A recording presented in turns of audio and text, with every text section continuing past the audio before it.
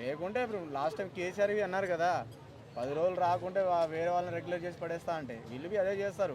కా దొరికింది కదా అని చెప్పేసి ఇష్టం వచ్చినప్పుడు వాసిపోతాం, మాకు ఇష్టం వచ్చిన ప్రమోషన్ కావాలి, ఇష్టం వచ్చిన శాలరీలు పెంచుకుంటూ పోవాలంటే కష్టం. అంటే ప్రతి ప్రభుత్వంలో 2 సార్లు శాలరీలు పెంచడం ఎవరి తరం కాదు, ఇది కాదు.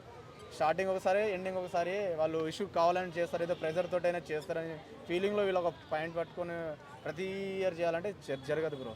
ప్రభుత్వం ఏర్పడక ముందు ఇచ్చిన హామీనే మేము అడుగుతున్నామని వాళ్ళ డిమాండ్. ప్రభుత్వం బస్సుల గురించి ఏం అడగలేదే. లేదు, వీళ్ళు డిఏల కోసం కానీ అందుకోసమే ధర్నా చేస్తున్నారు.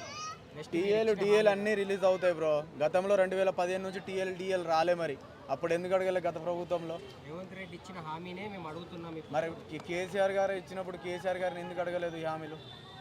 అంటే పీకేస్ అను ఆ ప్రైవేట్ ఉద్యోగస్తులనే డైరెక్ట్ రెగ్యులర్ చేసే తనందుకు పెట్టేశాడు అనుకోవచ్చా? కేసీఆర్ అట్లా చేసింది కాబట్టి మేము మిమ్మల్ని గెలిపించాం, మీరు ఏదైతే హామీ ఇచ్చారో మాకు అది ఇస్తారనే మేము మిమ్మల్ని గెలిపించుకున్నామని మొన్న డిస్కషన్ వచ్చింది. అవన్నీ ఫేక్ ముచ్చట్లు బ్రో, వేస్ట్ అవి.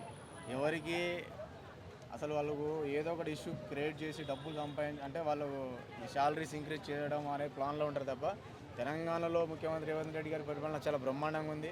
సో నాకు చాలా బాగా నచ్చింది. ఏవైతే హామీలు ఉన్నాయో 100% నెరవేరుస్తున్నారు. మరీ గత ప్రభుత్వం లాగా అయితే చేయట్లేదు. నాకైతే చాలా సాటిస్ఫాక్షన్గా ఉంది. వాళ్ళు ఇచ్చిన హామీలను అయితే 100% నెరవేర్చారు. రైతు బంధువులు, రుణమాఫీలు కాలేవన్నారు. 2015 నుంచి నేను ఎప్పుడో తీసుకున్నాను, కాలేదు. 2 సార్లు పెట్టారు, 2 విడతల్లో పెట్టాడు కేసీఆర్. ఏ విడతల్లో మనది కాలే. ఒకేసారి 1,60,000 అయింది. హ్యాపీ.